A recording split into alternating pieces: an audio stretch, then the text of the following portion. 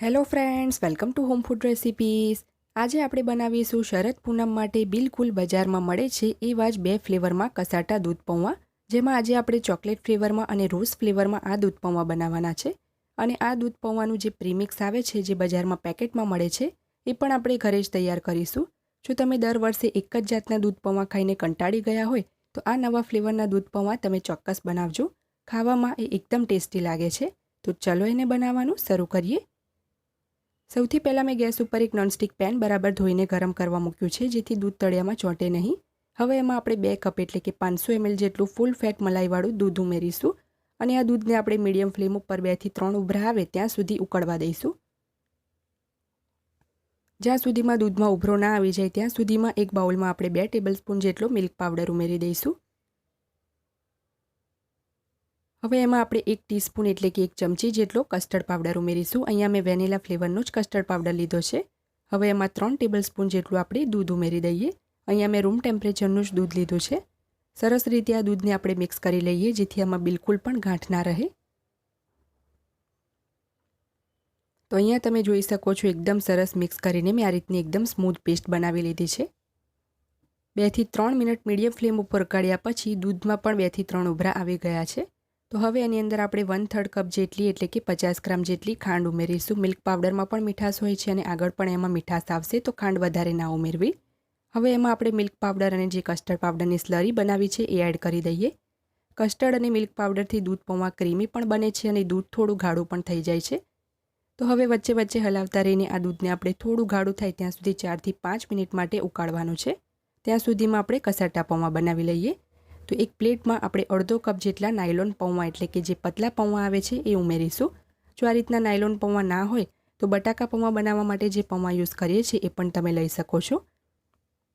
હવે તમે જોઈ શકો છો, કલર મેં પહેલેથી જ રેડી કરીને રાખ્યા છે. અડધી ચમચી પાણી લઈને પહેલેથી જ 2 ચપટી કલર એડ કરીને મેં મિક્સ કરી રાખ્યા છે. તો અહીંયા મેં ગ્રીન કલર લીધો છે, ત્યાર પછી મેં ઓરેન્જ રેડ કલર લીધો છે, એ પછી મેં યલો કલર લીધો છે અને પિંક કલર લીધો છે.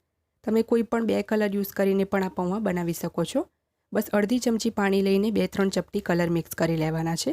તો હવે એક ચમચી લઈને આપણે અનઇવનલી પૌવા ઉપર આ રીતે કલરના છાંટા મારીશું અને સરસ એને હાથથી મિક્સ કરી લઈશું. આ જ રીતે આપણે પિંક કલરના પણ અનઇવનલી છાંટા મારવાના છે અને મિક્સ કરી લેવાનું છે. બધા જ કલરને આપણે આ જ રીતે થોડા થોડા છાંટા મારીને તૈયાર કરી લેવાના છે. આ જે કસાટા પૌવા આપણે બનાવીએ છીએ એ બનાવવામાં એકદમ સરળ છે અને આરામથી આ રીતે આ પૌવા બનાવીને તમે એમાંથી કોઈ પણ મનપસંદ ફ્લેવરના દૂધ પૌવા બનાવીને ફટાફટ ખાઈ શકો છો. અને આ રીતે તમે પ્રીમિક્સ બનાવીને ઝીપલોક બેગ કે પછી એરટાઇટ ડબ્બામાં ભરીને ફ્રીજમાં 1 વર્ષ સુધી પણ સ્ટોર કરીને રાખી શકો છો. તો જ્યારે પણ બાળકોને કે તમને દૂધ પૌવા ખાવાનું મન કરે, આરામથી તમે ફટાફટ બનાવી શકો છો. તો બધા જ કલર અહીંયા મેં એડ કરી દીધા છે અને તમે જોઈ શકો છો પૌવા એકદમ સુંદર દેખાય છે. અમુક પૌવા વ્હાઇટ કલરના છે અને અમુક કલરવાળાના છે. તો આ જ રીતે પેકેટમાં મળે છે એ જ રીતના આપણા કલરિંગ કસાટા પૌવા બનીને તૈયાર થયા છે. હવે એમાં 2 ટેબલસ્પૂન જેટલી આપણે કલરફુલ તૂટી ફૂટી એડ કરી દઈએ અને 2 ટેબલસ્પૂન જેટલા આપણે એમાં ચોપ ડ્રાયફ્રૂટ્સ એડ કરી દઈશું, જેની અંદર મેં કાજુ, બદામ અને પિસ્તા લીધા છે.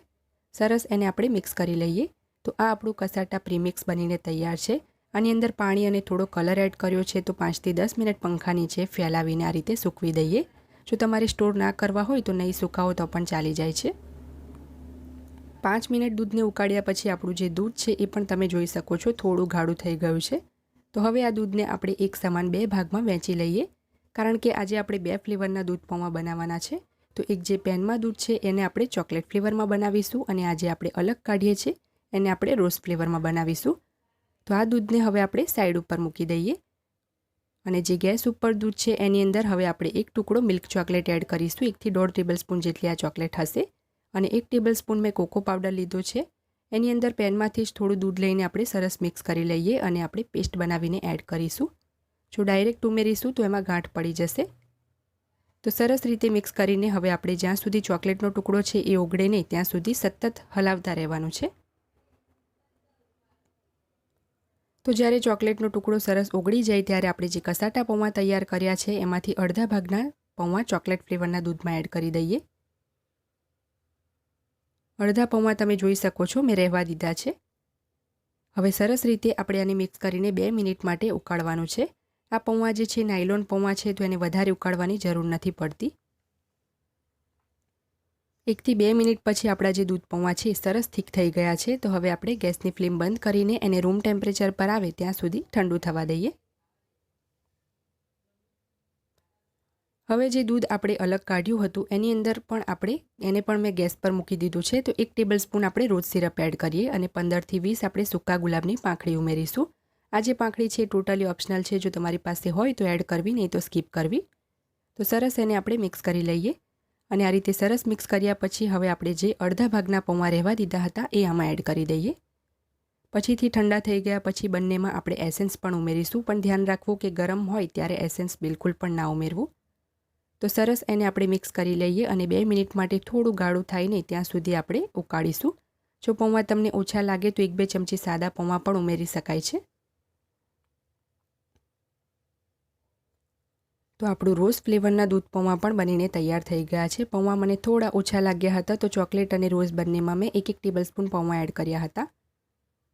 તો આપણું ચોકલેટ ફ્લેવરનું જે દૂધ પૌવા છે રૂમ ટેમ્પરેચર પર આવી ગયા છે.